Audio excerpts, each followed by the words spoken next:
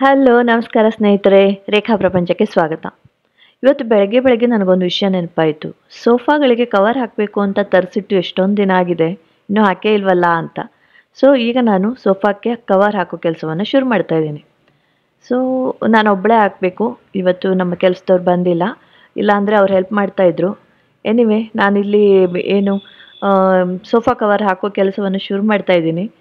ಕ್ಯಾಮ್ರಾವನ್ನು ಟ್ರೈಪಾಡಿಗೆ ಏನು ಹಾಕಿದ್ದೀನಿ. ಅಬ್ಬಾ! ಈ ರಿಕ್ಲೈನರ್ ಸೋಫಾ ಇದೆಯಲ್ಲ, ಸೋಫಾ ರಿಕ್ಲೈನರ್ ಅಲ್ಲ ಆ್ಯಕ್ಚುಲಿ, 2 ಚೇರ್ ರಿಕ್ಲೈನರು. ಇದು ದೊಡ್ಡ ಸೋಫಾ, ಲೆದರ್ ಸೋಫಾ.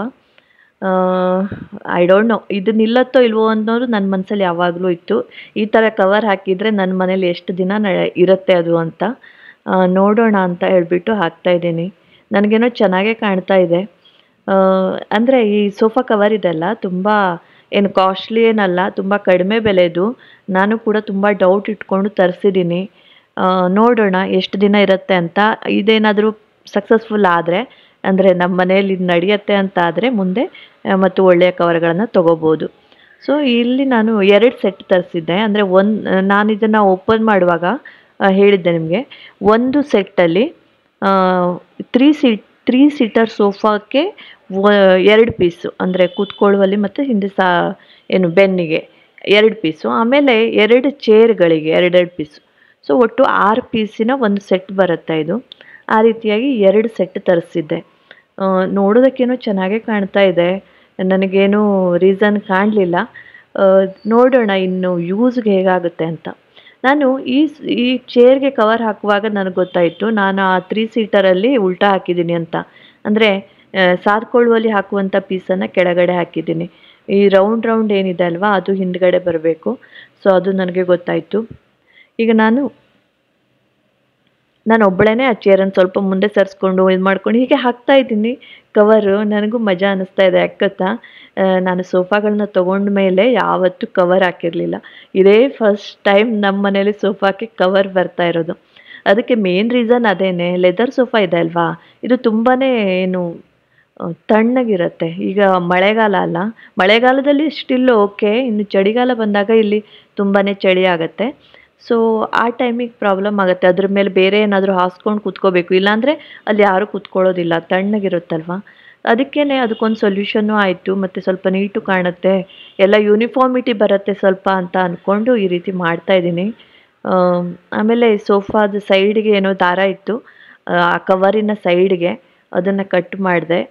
ಸೊ ನನಗೇನೋ ಇಷ್ಟ ಆಗ್ತಾ ಇದೆ. ಇನ್ನು 2 ಚೇರ್ ಇದೆ ಈ ಕಡೆ, ಇದಕ್ಕೂ ಕೂಡ ಹಾಕಿಬಿಡೋಣ. ಈ ವುಡನ್ ಸೋಫಾ ಇದೆ ಅಲ್ವಾ, ತೊಗೊಂಡು ಎಷ್ಟೊಂದು ವರ್ಷ ಆಯಿತು ಗೊತ್ತಾ. ನಾನು ಹುಬ್ಬಳ್ಳಿಯಲ್ಲಿದ್ದಾಗ ತೊಗೊಂಡಿದ್ದು ಇದು. ಅಂದರೆ 2012ಅಲ್ಲಿ ತೊಗೊಂಡಿದ್ದು. ಸೊ 12 ಇಯರ್ಸ್ ಆಯಿತು. ಅದರ ಕಲರೆಲ್ಲ ಹೋಗ್ತಾ ಇದೆ. ಆಮೇಲೆ ನನ್ನ ಮಕ್ಕಳು ಚಿಕ್ಕವರಿರುವಾಗ ಅದ್ರ ಮೇಲೆ ಸ್ವಲ್ಪ ಇದು ಮಾಡಿದ್ದಾರೆ, ಸ್ಕ್ರ್ಯಾಚಸ್ ಎಲ್ಲ ಆಗಿದೆ. ಮತ್ತು ಶಿಫ್ಟಿಂಗ್ ಟೈಮಲ್ಲೂ ಆಗಿದೆ. 2-3 ಮನೆ ಚೇಂಜ್ ಮಾಡಿದ್ವಿ. ಅಷ್ಟು ನಂತರ 2 ಕಡೆ ಚೇಂಜ್ ಮಾಡಿದ್ವಿ. ಸೊ ಹಳೇದಾಗಿದೆ, ಬಟ್ ಸ್ಟಿಲ್ ಏನು ಅದು ನಮ್ಮ ಫೇವ್ರೆಟ್ ಸೋಫಾ. ಸೋಫಾ ಆ್ಯಂಡ್ ಚೇರ್ಗಿಂತನೂ 3 ಸೀಟರ್ ಸೋಫಾ ಇದೆ ಅಲ್ಲ, ಇದು ತುಂಬಾ ಫೇವ್ರೆಟ್, ನನ್ನ ಫೇವ್ರೆಟ್. ಸೊ ಫ್ರೆಂಡ್ಸ್, ಈಗ ಸೋಫಾ ಕವರನ್ನು ಹಾಕಿದ್ದೀನಿ. ನನಗೇನೋ ಓಕೆ ಅನ್ನಿಸ್ತಾ ಇದೆ, ಖುಷಿ ಅನ್ನಿಸ್ತಾ ಇದೆ, ಇದು ನೀಟ್ ಕಾಣುತ್ತೆ ಅಂತ ಅನ್ನಿಸ್ತಾ ಇದೆ. ಬಟ್ ಮೇನ್ ಅಂದರೆ ಅದ್ರ ಮೇಲೆ ಕೂತು ಎದ್ದು ಎಲ್ಲ ಮಾಡಿದಾಗ ಅದು ಅದೇ ರೀತಿ ಇರುತ್ತಾ ಅನ್ನೋದು ಮುಖ್ಯ. ಅದು ಉರುಳಿ ಬೀಳಬಾರ್ದು. ಯಾಕೆಂದರೆ ನಾನು ಕೆಲವು ಸೋಫಾ ಕವರ್ಸನ್ನು ನೋಡಿದ್ದೀನಿ, ಅದೇನಿರುತ್ತೆ ಅಂದರೆ ಫಿಟ್ಟಿಂಗ್ ಕವರ್ ಇರುತ್ತೆ ಆ ಥರದ್ದು. ಬಟ್ ಐ ಸ್ಟಿಲ್ ಡೌಟ್, ಒಂದೊಂದು ಸೋಫಾ ಒಂದೊಂದು ಶೇಪ್ ಇರುತ್ತಲ್ವ, ನೀಟ್ ಆಗಲಿಲ್ಲ ಅಂದರೆ ಮತ್ತು ಕಾಸ್ಟ್ಲಿ ಬೇರೆ ಅದು ಕವರೆಲ್ಲ. ಅದಕ್ಕೇ ಸ್ವಲ್ಪ ನೋಡೋಣ, ಫಸ್ಟ್ ಕವರ್ ನಡೆಯುತ್ತಾ ಇಲ್ವಾ ಅಂತ ನೋಡ್ತಾ ಇದ್ದೀನಿ. ಸೊ ನನಗೇನೋ ಸಮಾಧಾನ ಆಯಿತು. ಇಷ್ಟರ ನಂತರ ನಾನು ಆಗಲೇ ಹೇಳಿದ ಹಾಗೆ ಈ ಕವರ್ ಮೇಲೆ ತುಂಬಾ ದಾರದ ಪೀಸ್, ಅಂದರೆ ಕಟ್ ಮಾಡಿರೋದೆಲ್ಲ ಇತ್ತು. ಸೊ ಅದನ್ನೆಲ್ಲ ತೆಗಿಬೇಕಲ್ವ, ಅದಕ್ಕೇ ನಾನು ಇಲ್ಲಿ ವ್ಯಾಕ್ಯೂಮ್ ಕ್ಲೀನರಿಂದ ಕ್ಲೀನ್ ಮಾಡ್ತಾ ಇದ್ದೀನಿ. ಇದೇ ರೀತಿ ಫುಲ್ ಸೋಫಾ ಕವರ್ಸನ್ನು ನಾನು ಒಮ್ಮೆ ಕ್ಲೀನ್ ಮಾಡ್ತೀನಿ. ಸೊ ದಟ್ ಅದ್ರ ಮೇಲೆ ದಾರದ ಚೂರು ಅದು ಇದು ಎಲ್ಲ ಇರೋದು ಬೇಡ ಅಂತ. ಹೊಸದಲ್ವಾ ಫಸ್ಟು, ಅದಕ್ಕೆ ಈಗಿರುತ್ತೆ. ಮುಂದೆ ನೋಡಬೇಕು ಹೇಗಾಗುತ್ತೆ ಅಂತ. ಎನಿವೆ ನನ್ನ ಏನು ಎಕ್ಸ್ಪೀರಿಯನ್ಸನ್ನು ನಿಮ್ಮ ಜೊತೆ ಮುಂದೆ ಕೂಡ ಶೇರ್ ಮಾಡ್ತೀನಿ. ಇನ್ನು ಸಾಯಂಕಾಲ 5 ಗಂಟೆ ನಂತರ ಇದು. ನಾನೀಗ ರೆಡಿಯಾಗಿ ಹೊರಗಡೆ ಹೊರಟಿದ್ದೀನಿ. ಒಂದು ಸ್ವಲ್ಪ ಕೆಲಸ ಇದೆ. ಸೊ ಹೋಗೋದಕ್ಕೂ ಮೊದಲು ಒಂದು ಸಣ್ಣ ಕ್ಲಿಪ್ಪು ರೆಕಾರ್ಡ್ ಮಾಡಿಕೊಂಡೆ. ಅಲ್ಲಿ ನನ್ನ ಮಗ ನನ್ನ ತೋರಿಸ್ಬೇಡ ಅಂತ ಇದ್ದ. ಓಕೆ, ಇಲ್ಲಿ ನಮ್ಮ ಅಪಾರ್ಟ್ಮೆಂಟ್ನ ಕೆಳಗಡೆ ನಡ್ಕೊಂಡು ಹೋಗ್ತಾ ಇದ್ದೀನಿ. ಇನ್ನೂ ಕೂಡ ಪಬ್ಲಿಕ್ಕಲ್ಲಿ ಕ್ಯಾಮ್ರಾ ಹಿಡ್ಕೊಂಡು ವ್ಲಾಗ್ ಮಾಡೋದಂದರೆ ತುಂಬಾ ಮುಜುಗರ ಆಗುತ್ತೆ. ಅದು ನಾನಿಲ್ಲಿ ಮಾತಾಡ್ತಾ ಇಲ್ಲ ಸ್ಟಿಲ್. ನಿಜಕ್ಕೂ ಗ್ರೇಟ್ ಅಪ್ಪ ಯಾರು ಪಬ್ಲಿಕ್ಕಲ್ಲಿ ಅವರೇ ರೆಕಾರ್ಡ್ ಮಾಡಿಕೊಂಡು ವ್ಲಾಗ್ ಮಾಡ್ತಾರಲ್ವ. ಮೆಂಟಲ್ ಬ್ಲಾಕ್ಸ್ ತುಂಬಾ ಓವರ್ಕಮ್ ಮಾಡಬೇಕಾಗತ್ತೆ ಆ ಸ್ಟೇಜ್ ರೀಚ್ ಆಗಬೇಕಂದ್ರೆ. ನನಗೆ ಇಷ್ಟು ಮಾಡೋದಕ್ಕೇ ಒಂಥರ ಮುಜುಗರ ಆಗ್ತಾ ಇತ್ತು. ನೋಡಿ ಅಲ್ಲಿ ದೂರದಲ್ಲಿ ಯಾರೋ ಜನ ಬರ್ತಾ ಇದ್ದಾರೆ, ಬಟ್ ಸ್ಟಿಲ್ ನಾನು ಅಲ್ಲಿಗೆ ಸ್ಟಾಪ್ ಮಾಡಿಬಿಟ್ಟಿದ್ದೆ. ಹೋದ ಕೆಲಸ ಆಗಲಿಲ್ಲ. ಅದರಲ್ಲೇ ಪಕ್ಕದಲ್ಲಿ ಗಣೇಶನ ದೇವಸ್ಥಾನ ಇತ್ತು. ಈ ದೇವಸ್ಥಾನದಲ್ಲಿ ನಾನು ಹೇಳ್ಕೊಂಡಿರೋ ಹರಕೆ ಕೂಡ ಒಂದಿದೆ, ತೀರಿಸ್ಬೇಕು. ಎಷ್ಟು ಚೆನ್ನಾಗಿದೆ ಅಲ್ವಾ ಈ ದೇವಸ್ಥಾನ. ಸೊ ಫ್ರೆಂಡ್ಸ್, ಇದು ನೆಕ್ಸ್ಟ್ ಡೇ. ಆ್ಯಕ್ಚುಲಿ ಚೌತಿ ಹಬ್ಬ ಬರ್ತಾ ಇದೆ ಅಲ್ವಾ, ಗಣೇಶ ಚತುರ್ಥಿ ಬರ್ತಾ ಇದೆ. ಅದಕ್ಕಾಗಿ ನಾನು ಒಂದು ಚಕ್ಕಲಿ ಮಾಡುವಂತಹ ಇದನ್ನು ನಾವು ಚಕ್ಕಲಿ ಮುಟ್ಟು ಅಂತೀವಿ, ಅದನ್ನು ತರಿಸಿದ್ದೆ.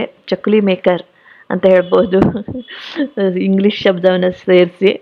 ಎನಿವೆ, ನಮ್ಮ ವ್ಲಾಗ್ ಇದು ಶುದ್ಧ ಕನ್ನಡ ಅಲ್ಲ, ಎನಿವೆ ಕಂಗ್ಲೀಷ್ ವ್ಲಾಗೇನೆ. ಓಕೆ, ಸೊ ನನ್ನ ಹತ್ರ ಬೇರೆ ಟೈಪ್ದಿತ್ತು. ಈವನ್ ಕರೆ ಅಂದರೆ ಏನಂತೀರ, ಖಾರ ಮಾಡುವಾಗ ಎಲ್ಲ ಡೈರೆಕ್ಟಾಗಿ ಎಣ್ಣೆ ಬಂಡಿಗೆ ಬಿಡಬೇಕಲ್ವ, ಕೈಗೆ ಆ ಬಿಸಿ ತಾಗುತ್ತೆ. ಸೊ ಅದ್ರ ಬದಲು ಈ ಥರ ಚೆನ್ನಾಗಾಗುತ್ತೆ ಅಂತ ಹೇಳಿದ್ರು. ನೋಡೋಣ ಅಂತ ತರಿಸಿದ್ದೀನಿ. ಇದು ಕೂಡ ತುಂಬ ಕಡಿಮೆ ಬೆಲೆದು, ಜಾಸ್ತಿ ಬೆಲೆದೇನಲ್ಲ. ಒಂದು 300 ರೂಪಾಯಿ 400 ರೂಪಾಯಿ ಒಳಗಿಂದು, ಕರೆಕ್ಟ್ ನೆನಪಿಲ್ಲ ನನಗೆ. ಅಷ್ಟೇ ಮ್ಯಾಕ್ಸಿಮಮ್ ಇರೋದು. ಇದನ್ನು ಓಪನ್ ಮಾಡಿ ನೋಡ್ತಾ ಇದ್ದೀನಿ ನಾನು. ಫಸ್ಟ್ ಟೈಮ್ ತೊಗೊಂಡಿದ್ದಲ್ವಾ, ಹೇಗೆ ಯೂಸ್ ಮಾಡೋದು ಏನು, ಯೂಟ್ಯೂಬಲ್ಲಿ ವಿಡಿಯೋ ನೋಡಿದ್ದೆ. ಬಟ್ ಸ್ಟಿಲ್ ಇದು ಹೇಗಿದೆ ಅಂತ, ಯಾಕೆಂದರೆ ಆ ಕಪ್ಪು ಮೌಲ್ಡ್ ಇದೆ ಅಲ್ಲ, ಅವೆಲ್ಲ ಇರಲಿಲ್ಲ ಅದರಲ್ಲಿ ನಾನು ನೋಡಿದ ವಿಡಿಯೋದಲ್ಲಿ. ಎನಿವೆ ಇದು ಹೇಗೆ ಅಂತ ನೋಡ್ಕೋತಾ ಇದ್ದೀನಿ. ಇದನ್ನು ಯಾವಾಗ ನಾನು ಫಸ್ಟ್ ಟೈಮ್ ಯೂಸ್ ಮಾಡ್ತೀನಲ್ವ ಆಗ ತೋರಿಸ್ತೀನಿ ನಿಮಗೆ. ಫಸ್ಟ್ ಟೈಮ್ ಅಥವಾ ಯಾವಾಗಲಾದರೂ ಯೂಸ್ ಮಾಡ್ತೀನಿ. ಈಗ ಚೌತಿ ಹಬ್ಬದಲ್ಲಿ ಒಟ್ಟಿನಲ್ಲಿ ಯೂಸ್ ಮಾಡಬೇಕು ಇದನ್ನು. ಸೊ ಇದು ಹೆಂಗಿದೆ ಏನು ಅಂತ ನೋಡ್ತಾ ಇದ್ದೀನಿ. ನನಗೊಂದು ಗೊತ್ತಾಗ್ತಾ ಇರಲಿಲ್ಲ, ಹೇಗೆ ಇದು ಅದೇ ಆ ಪ್ರೆಸ್ ಮಾಡಿದ್ರೆ ಏನು ಪಿಸ್ತೂಲಿನ ಇದ್ರ ಥರ ಇದೆ ಅಲ್ಲ, ಅದನ್ನು ಪ್ರೆಸ್ ಮಾಡಬೇಕಲ್ವ, ಅದು ಪ್ರೆಸ್ ಮಾಡೋಕ್ಕೆ ಬರ್ತಾ ಇರಲಿಲ್ಲ. ಏನು ಹೆಂಗೆ ಅಂತಲೇ ಗೊತ್ತಾಗ್ತಾ ಇರಲಿಲ್ಲ. ಸುಮಾರು ಹೊತ್ತು ನಾನು ಒದ್ದಾಡಿದೆ. ಆಮೇಲೆ ಹೋಗಲಿ ಬಿಡ ಅಂತ ಅಂದ್ಕೊಂಡು ಆಮೇಲೆ ನೋಡೋಣ ಅಂತ ಬಿಟ್ಟೆ. ಇದೊಂದು ಚಿಕ್ಕ ಬಾಕ್ಸಲ್ಲಿ ಮತ್ತೆ ಒಂದಿಷ್ಟು ಮೌಲ್ಡ್ಸ್ ಇದ್ದಾವೆ. ತುಂಬ ಚೆನ್ನಾಗಿದೆ. ತುಂಬ ಥರದ ಮೌಲ್ಡ್ಸ್ ಬಂದಿದೆ. ಅಡುಗೆ ಮಾಡಬೇಕಷ್ಟೆ. ಏನು ಸ್ನ್ಯಾಕ್ಸ್ ಎಲ್ಲ ಮನೆಯಲ್ಲೇ ಮಾಡೋರಿಗೆ ಯೂಸ್ ಆಗುತ್ತೆ. ನಾನು ಎಷ್ಟು ಯೂಸ್ ಮಾಡ್ಕೋತೀನೋ ನೋಡೋಣ ಇನ್ನು. ನನಗೆ ಗೊತ್ತು ನೀವು ಕೂಡ ನಗ್ತಾ ಇರ್ತೀರಾ ಅಂತ. ಎಲ್ಲರ ಕಥೆನೂ ಅದೇ ಅಲ್ವಾ. ಅದರಲ್ಲೂ ಏನು ಗೊತ್ತಾ, ಈ ರೆಡಿ ಸ್ನ್ಯಾಕ್ಸ್ ಆಪ್ಷನ್ ಇದ್ದರೆ ಸ್ವಲ್ಪ ಇದೇ ಥರ ಆಗುತ್ತೆ. ಹಳ್ಳಿಯಲ್ಲಾದರೆ ಆ ಆಪ್ಷನ್ ಇರಲ್ವಲ್ಲ, ಮನೆಯಲ್ಲೇ ಎಲ್ಲ ಮಾಡ್ತಾರೆ ಮ್ಯಾಕ್ಸಿಮಮ್ಮು. ಪಟ್ಟಣದಲ್ಲಿ ಸ್ವಲ್ಪ ಕೊಂಡ್ಕೊಂಡು ತರೋದೇ ಜಾಸ್ತಿ. ಎನಿವೆ, ಈ ಸಾರಿ ಚಕ್ಕಲಿ ಅಂತೂ ಇದರಲ್ಲೇ ಮಾಡ್ತೀನಿ ನಾನು. ಸೊ ಇಷ್ಟೆಲ್ಲ ನೋಡಿದೆ, ಬಟ್ ಸ್ಟಿಲ್ ನನಗದು ಗೊತ್ತಾಗಲಿಲ್ಲ ಹೆಂಗೆ ಅಂತ. ಆಮೇಲೆ ಆಯಿತು ಅಂತ ಹೇಳ್ಬಿಟ್ಟು ಎಲ್ಲ ಮತ್ತೆ ಪ್ಯಾಕ್ ಮಾಡಿ ಇಟ್ಟೆ. ಅದರ ಬಾಕ್ಸ್ ಇತ್ತು. ಬಾಕ್ಸ್ ಮೇಲೆ ಒಂದು ಏನು ಅಂಟಿಸಿರೋದಿತ್ತು. ಅದರಲ್ಲಿ ಏನಾದರೂ, ಅದು ಬಿಲ್ ಅಂತ ಗೊತ್ತಿತ್ತು ನನಗೆ, ಬಟ್ ಅದರಲ್ಲಿ ಏನಾದರೂ ಇನ್ಸ್ಟ್ರಕ್ಷನ್ ಮ್ಯಾನ್ಯುಯಲ್ ಇದೆಯಾ ಅಂತ ನೋಡೋಕ್ಕೆ ಹೋದೆ. ಬಟ್ ಅದರಲ್ಲಿ ಇನ್ಸ್ಟ್ರಕ್ಷನ್ ಮ್ಯಾನ್ಯುಯಲ್ ಏನೂ ಇರಲಿಲ್ಲ, ಬರೀ ಬಿಲ್ ಮಾತ್ರ ಇತ್ತು. ಇನ್ನೇನು ಮಾಡೋದು, ಇದು ಹೆಂಗೆ ಅಂತ ಮತ್ತೆ ಇನ್ನು ಬೇರೆ ಯಾವುದಾದ್ರೂ ವಿಡಿಯೋ ನೋಡಬೇಕು ಅಂತ ಅಂದ್ಕೊಂಡೆ. ಬಟ್ ಅಷ್ಟೊತ್ತಿಗೆ ನನಗೆ ಏನೋ ನೆನಪಾಯಿತು. ಅಲ್ಲೊಂದು ಚಿಕ್ಕ ಬಟನ್ ಇದೆಯಲ್ಲ, ಅದು ಪ್ರೆಸ್ ಮಾಡಿಕೊಂಡು ಈ ಬ್ಲ್ಯಾಕ್ ಇರೋ ಇದನ್ನು ಹಿಂದ್ಗಡೆ ಎಳ್ಕೋಬೇಕು. ಆಮೇಲೆ ಚಕ್ಲಿ ಹಿಟ್ಟನ್ನು ಅದರಲ್ಲಿ ಹಾಕಬೇಕು. ಆಮೇಲೆ ಈ ರೀತಿಯಾಗಿ ಪ್ರೆಸ್ ಮಾಡಬೇಕು. ಈಗ ಗೊತ್ತಾಯಿತು ನನಗೆ. ಓಕೆ ಫ್ರೆಂಡ್ಸ್, ಇದನ್ನು ಯೂಸ್ ಮಾಡುವಾಗ ನಿಮಗೂ ತೋರಿಸ್ತೀನಿ. ಇವತ್ತಿನ ವಿಡಿಯೋದಲ್ಲಿ ಇಷ್ಟೇ. ಇದೊಂದು ನಾರ್ಮಲ್ ಡೇ ವ್ಲಾಗು. ನಿಮ್ಗೆ ಇಷ್ಟ ಆದರೆ ದಯವಿಟ್ಟು ಲೈಕ್ ಮಾಡಿ, ಚಾನಲ್ನ ಸಬ್ಸ್ಕ್ರೈಬ್ ಮಾಡ್ಕೊಳ್ಳಿ. ಮತ್ತೆ ಸಿಗ್ತೀನಿ ಹೊಸ ವಿಡಿಯೋದೊಂದಿಗೆ. Until then take care, bye by.